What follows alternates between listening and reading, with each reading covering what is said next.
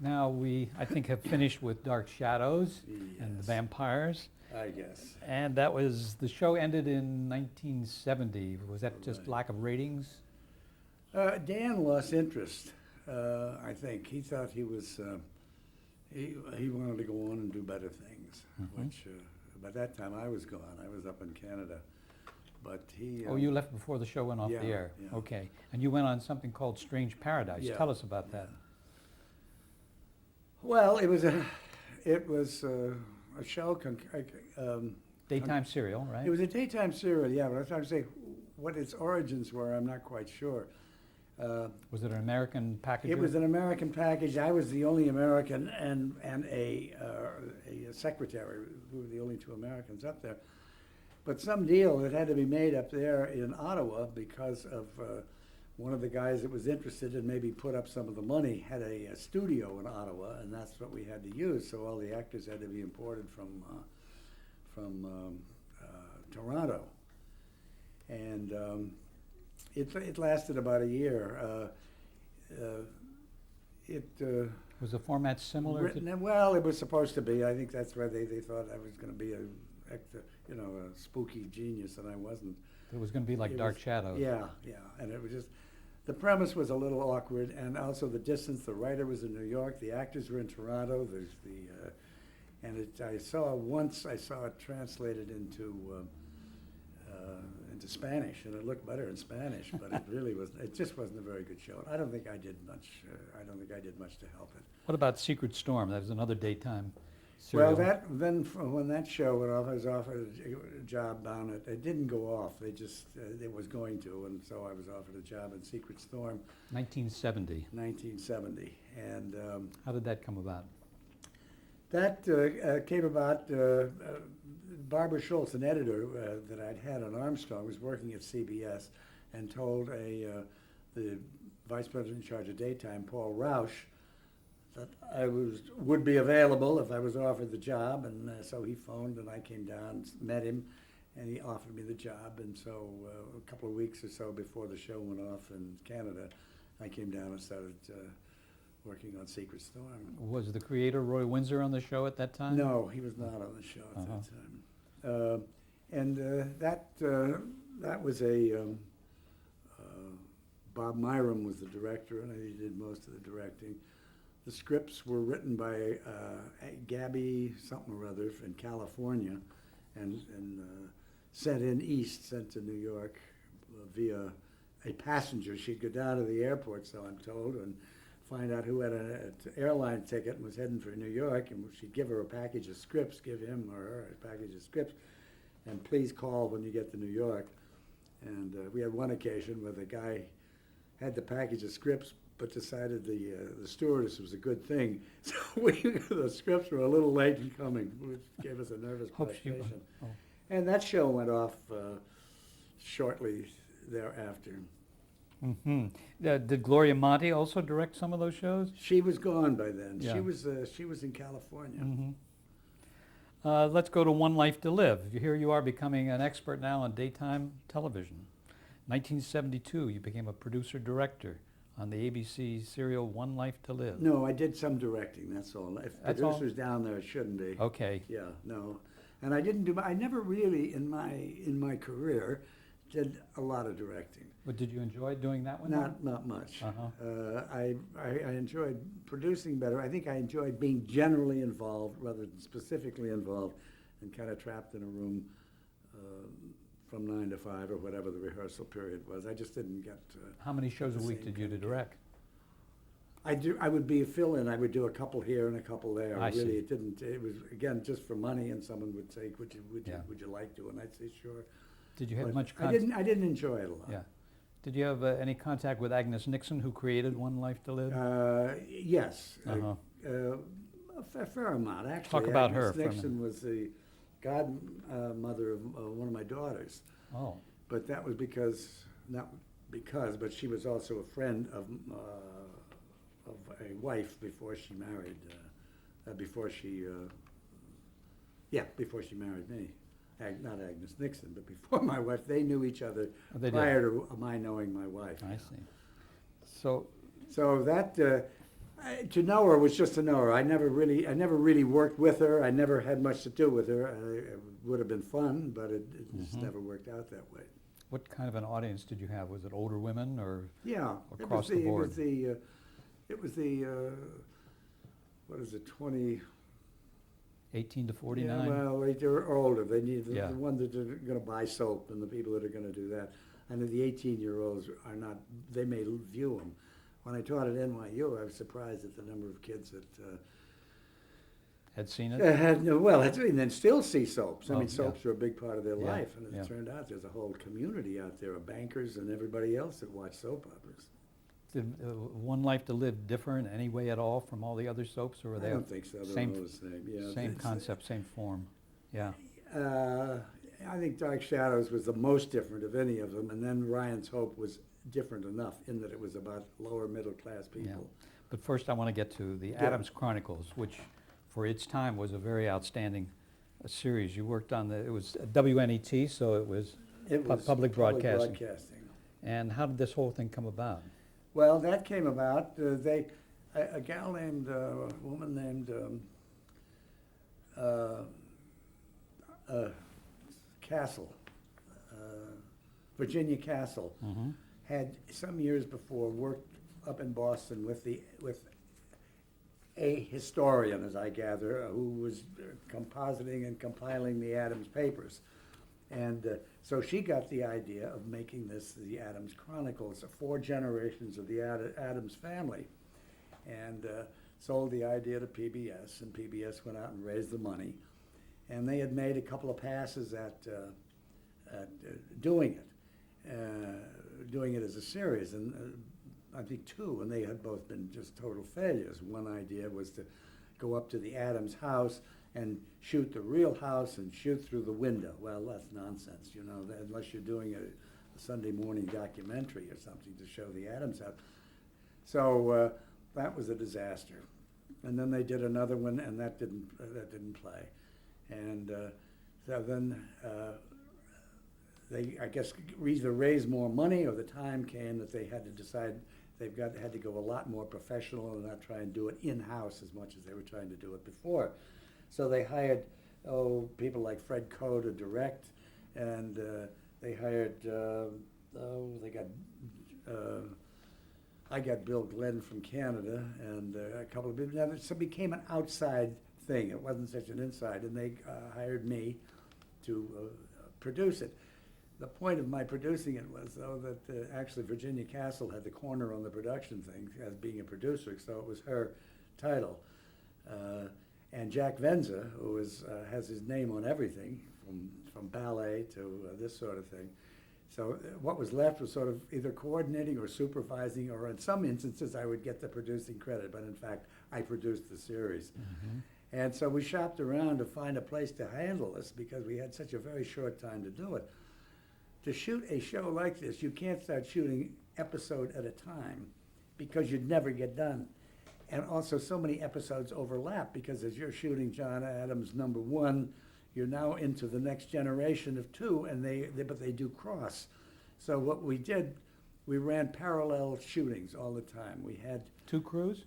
no, we could have the same crew, but we had parallel stories, I see. and we had 2 studios. How many episodes, or how many segments? 13 episodes. 13 episodes, okay. And I'm sorry. That's So okay. it had to be shot in a very short space of time. We did it in I don't know, 8 or 10 weeks or something like that. Again, maybe half that's a little hour or short. hour? Hour. Hour, And wow. Period. it may have been longer than that, but we really moved right along, and just not did segment. We had several segments going at the same time. You could have 4 segments going at the same time. And we found a studio that had an old Metro Movies tune, or whatever it was, over on 9th Avenue, had one huge studio and a very small studio. And a shop in the basement, or a space for it, and upstairs were all the dressing rooms, and it was really a godsend, because everything was then in the same unit. The casting was there, costumes, makeup. The shop was in the basement. We had 2 studios constantly working. You're working in one, they're striking in the other, and it was a really great fun thing to do. Do you recall over what space of time you made those 13 episodes? I mean, to show the Well, crush. I think we started. I'm trying to remember when we started. We started certainly in the early spring, and we were through. I would say by Labor Day. So it was a big push. It was a big push. Hmm. The reason I know that, we had to shoot exteriors. We went up into New England, and we had to change colors on the ground to make some of the grass hadn't quite returned in spring. So we turned what was the weedy looking grass, we turned it green with the video, and played the scenes and fudging the time of year. Was producing for public television much different than the network? It was a little different. It was you're fighting somebody a group that wants to be like Virginia's Castle wanted to be historically accurate right down to anything, and you know that was really impossible. The show would never get. You'd have 500 hours of show. So that made it a little different. And their choices of what should stay in and what should go out sometimes, didn't make it really a bit of difference. And without it, it would have been better because you could have left a little background, a little ambience in. So that was always kind of a struggle, which you lose some, you lose them. We shot up in Providence, we shot down in that rich section south of Providence. Newport? No. And we shot in Philadelphia, we shot in Washington, D.C. We shot a lot of interiors here. Tape or film? It was all tape. It was all tape. All tape. So you had a lot of equipment. We had a lot of equipment, yeah. And we had our editing rooms and everything all in the same building. It was ideal. Mm-hmm. And the music was composed, obviously, for the show. I don't remember who the composer was. Sybil, my wife, was the music coordinator and put the music in the show. And it was a very successful show. We had Fred Coe was one of the directors, and How many did he do? Do you remember? he did 3 or 4. And was that kind of a reunion for you and Fred? Well, it was kind of a reunion, except Fred and I had always stayed in touch. Mhm. He had a place out in East Hampton. We remained very good friends over the years. And after his divorce, he would come out and spend a weekend with us and stretch out and relax. And so we had stayed in touch for a long time. all When the time. he came in to direct, did you see any change in him from the time when you had worked with him as a producer? Well, and Mr. Peepers? he was older, Yeah. and I think he's still very talented. He really was a first-rate director. The Mhm. crews just loved him. They just couldn't, and he directed, of course, in the very early days of television, he was a director, and then he had to segue out of the directing into being the producer. But he was a crackerjack director. Mm. And, but he slowed down. He hadn't been very good to himself in some ways. He wasn't drinking then, but he should have got, a long time ago, we were all in AA together. Mhm. Tad Moselle and Fred and me and a host of wonderful ex-drinkers. And but Fred smoked too much, and he just wasn't very nice to himself. Mhm. So physically, if we wanted to have dinner, do a break or something, or even after this day's work, to go a block or a block and a half, we had to get a taxi because Fred just couldn't walk that far. And near the end of his working one time, he couldn't finish the day, and he said, would I take his script and would I finish directing it for him? It wasn't a whole lot, but it was blocking up Was most of the a show? scene. Most of the show had been done, Yeah. but this was this one scene at the end of the death of Adams. How did you feel about that? I felt Sad pleased that he'd asked me, of course, and sad that he couldn't and finish? I was so sad that he couldn't. But I also, and I said, I'm going to do a crackerjack job, and the whole crew was really good. They helped. It wasn't easy, and when I say it wasn't easy, what I'm trying to say is I just didn't knock it off, and No. we did, but it looked very, very good. But And you left he his was- name He on- was pleased. He You said I left his couldn't- name on as director, Oh, right? sure, Yeah. sure, absolutely. Nobody even batted an eye. The union, nobody batted an Yeah. eye. It's one of those things you do for a friend. And And then there was Paul Bogart directed a lot. He was one of the of the directors. He and Bill Corrigan were the directors on Armstrong Circle Theater for those many years. They were the steadies, and he's the same Bogart that went on and direct All in the Family group. Yeah. And Were there any name actors on the Adams Chronicles? there were, and I can't think of them. Okay, I should know myself, and I don't. I can't think of them. There was the directors, Anthony Page, who went on to do a lot of Broadway Oh, stuff. yeah. and a very good English director, right? English director, and a guy named James Kathleen Jones, who was the director at the BBC, or managing producer or something at BBC for a little while. Mm-hmm. He was there. And Bill Glenn, a Canadian actor, a director that I'd worked with on Strange Paradise, was a very good director. And so they had some good people, and the show looked at What kind of a response did the show get when it went on the air? excellent, first-rate spots. Good reviews, good reviews? Hmm? Good reviews? Good reviews, very Yeah. good reviews. And unfortunately for us, it was the year that Upstairs, Downstairs was also on. I'm afraid they got the Emmy that year. Otherwise, I just know we would have gotten Yeah, it. you would have. Yeah. 1975. Yeah. Hmm. Then you went to Ryan's Hope from there. Yes. You became a producer there. How did that come about? That came about by recommendation from people on Ryan's Hope. They had another producer that I guess they wanted to make a change at any rate. So they waited until my show was over, and then I transferred over to that show. Had it been on the air for a while? A couple of shows. That's Uh-huh. Uh-huh. What were your duties there? Well, Same- producer, Yeah? and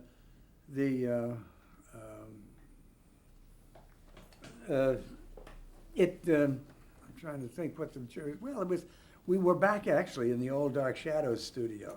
God, that So was that didn't take any getting used to. We were back in there, and we had the same crew, and some of the same crew. That and should have everything. helped. So it was all home week, Yeah, yeah. And Claire Labine and Paul Mayer were the writers owners. It was their idea, and they're very, very good writers. And the kind of a show it was a show about a family that lived over their bar in somewhere in New York, and it was very low, unusual. Generally, it's sort of middle class, but everybody's sort of clean and tidy. And these people were clean and tidy, but they lived over a bar, and so a lot of the chit chat took place in the kitchen of the bar, or in the bar itself. Like Cheers. Like Cheers. Subsequently, Cheers. yes. And then, of course, it expanded out beyond the bar. Mhm. But, and that lasted for a couple of years. And What about the stories on there? Did you have any input on the No, story material? no. If you get people that, I mean, the creators of a show, it is their story they sell, much as it's the same as in Hollywood. Mhm. It is their idea for the show, and they do it. You know, Yeah. they have to set the tone.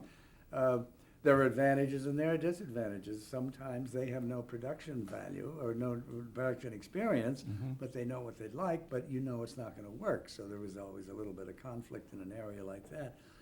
And I remember once I was telling Paul Mayer, one of the writers, I said, Paul, this is not going to work. So you just can't, well, it didn't work because we couldn't deliver. I said, not because it's a bad idea, Because of the physical but we cannot demand. deliver it and make it look the way you see it. Mhm. And so his comment was, don't save us from ourselves. Well, then you figure, well, you're kind of in trouble then because they see it, and it really didn't work. But so you go on to the next show. Do you remember what the thing was that he was trying to do? I think it had something to do with A tree a falling gag, in which was I think out of place in the show anyway. But somebody's soap bubbles get out of hand, and they suddenly fill the bathroom, and they pour through the door, and you think, my God, I'm back doing Harpo, Groucho, and Chico. Yeah. But it doesn't work. It looks phony. We can't do it like film because we shot again this live on tape sort of thing with a modest amount of editing. But it was a very nice show, and it had a nice cast. And it ran for quite a long time, didn't it? Ran for a long time. Then ABC bought the show. I mean, rather, ABC. CBS. Mhm. CBS bought the show. No, I'm right. ABC bought the show. Mhm. And then Claire and Paul had less to say about it. Their input was there, but said it was the property. ABC wanted to own all their shows, and they did. Did the actors use teleprompters, or did they have to No, memorize their no. lines? Teleprompters finally phased out. They were there for a little while, but they were really more of a nuisance than anything. Also, once tape came in, they figured if the guy makes a mistake, we'll stop and do a pickup.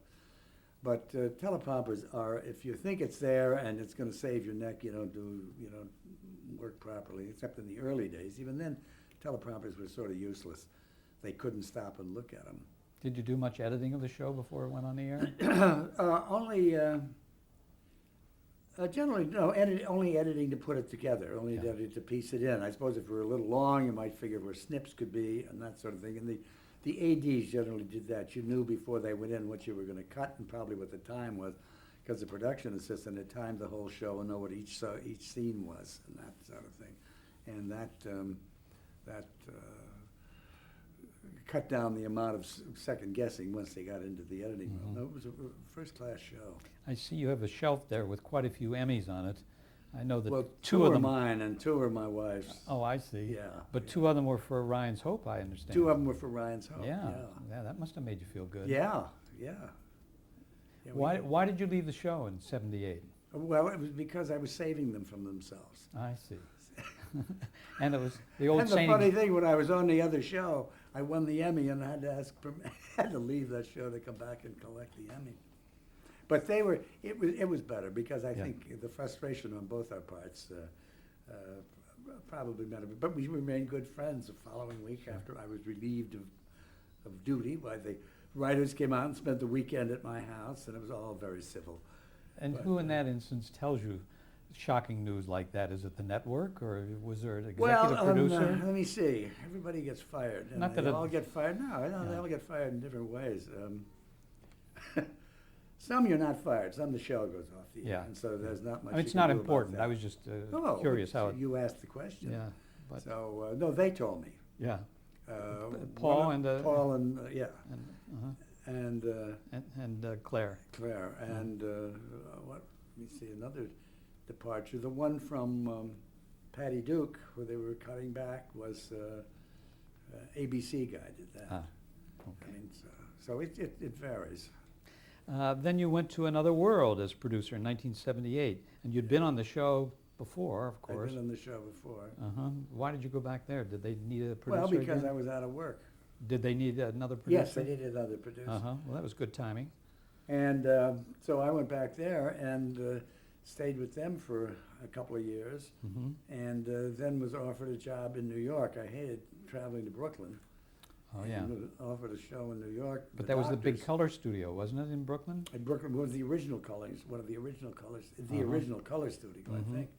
Did you work on some of those early color shows? Well, in the early days, yes, I did. I was a unit manager for the, they did research on, I think it was 3 something or other on the 3rd floor. We had a little studio that wasn't very large, as I think I mentioned, that it went to Brooklyn, it went to, out to New Jersey, to the RCA plant. Mhm. And we did Ben Grauer, if you remember who he was. He Yes, was the announcer. But he was also an amateur chef, and he used to cook on the show with colorful foods, and somebody would rearrange flowers from Trepler and dancing girls with lots of heavy Now, that was makeup. back in the 50s, That was in wasn't the it? 50s, Yeah. so that was then. But then the color, when the color came in the 60s, everybody was on color. I mean, even Mhm. Dark Shadows went to color. Mm-hmm. And I can't remember whether, I think the early Dark Shadows was not color, and then then it phased into color. We opened up, for instance, opened uptown in a studio while they were preparing this one. And I think when we turned up in the new studio, then we went to color on Dark Shadows. But everything now is color, then by that Yeah, time. yeah. And the doctors stayed on well, it went off the year, they had they got a new vice president and a new broom came in, and everybody left, everybody was. At NBC. At NBC. Yeah. That was 1981 that you went on The Doctors. Yeah. And again, it was a daytime serial. You were executive producer Yeah. then? Yeah. Mm-hmm. And then from that, then I went down and was NYU for 6 years. Mm. And I want to jump back to the doctors just for a quick minute. Did you try to be up to date and contemporary with the stories that you did on that show? yeah, the doctors was kind of a misnomer. I mean, it started out years ago as being a doctors, and Yeah. the number of doctors that were in there was practically negligible. So you really weren't So it was discussing really medical just another things. soap. Yeah, Yeah, yeah. You always had the place to fall back on, that there was a A doc- hospital you could go to, or a doctor somewhere that could make a pronouncement. Yeah. Do you know why the show went off the air? It wasn't very good. It wasn't. That's a No. good reason. No, How did you like? I didn't help it much either, I Well, have to say. How did you like? You can't have any ego in this business. It just plain Yeah. happens and it doesn't Yeah. work. But you survived. Oh, That's the yeah, important thing. yeah. That's But the I think, important I think a show, there comes a point, there's really nothing more you can do with it. Because all relationships, if you're lucky, you can make them go forever. And I think Agnes Nixon has certainly, but she's had stuff that has gone off. But Yeah. you can be very lucky if you can keep on. But finally, you've lost combinations of people to tell stories, and yet you've got to keep the old identity people there. And you just, I don't know what I'm going to do with them. Yeah. Again, I can't divorce them. I can't kill them. I can't do anything. You're always reaching for a So story. the show, just by its very nature, has choked itself to death. Tell us what you did as the professor at NYU. That's interesting. You were in the film and television department. Yeah, Tisch School of the Arts. Uh-huh. What Well, courses? when I first went down there, television was still television then. They were Mhm. still doing live shows, so they were interested in multiple camera shooting and the editing and the storytelling and a little bit of history itself to make them aware of Mhm. what the theater and what entertainment was all about, and that's what I did. What courses did you teach? Well, I taught a production course, a couple of production courses. I taught a course just about scripts, about material, about storytelling. I taught a course it was sort of a supervising course where you take people that have had a couple of semesters or so on, and you sit and you critique their work, and you bring in new work, and you show scripts, and you do a lot of stuff. It's hard to Did they have a describe. It's studio not like and you I'm did- teaching brain operations. Excuse me, did they have a studio and you did actual productions? They there? had, yes, they had a lot of little studios, and they Mhm. had one huge studio. We started out, we were in over by Washington Square Park, and the studios were kind of small, and then Tisch gave them an old loft building over on Broadway, and that was pretty good. They really did a nice job of trying to do it, but you're still limited by lofts, and so that everything was still kind of compressed. There was no way to expand out, so the studios were a little small. And then they had one huge studio over by I don't even know, that was in another building that had been a gymnasium or been something like that, and they converted that into a large studio. But they had never outfitted it. They didn't have the money to really do a good job, so that we never were able to really use it properly. Let's pick up there in a moment.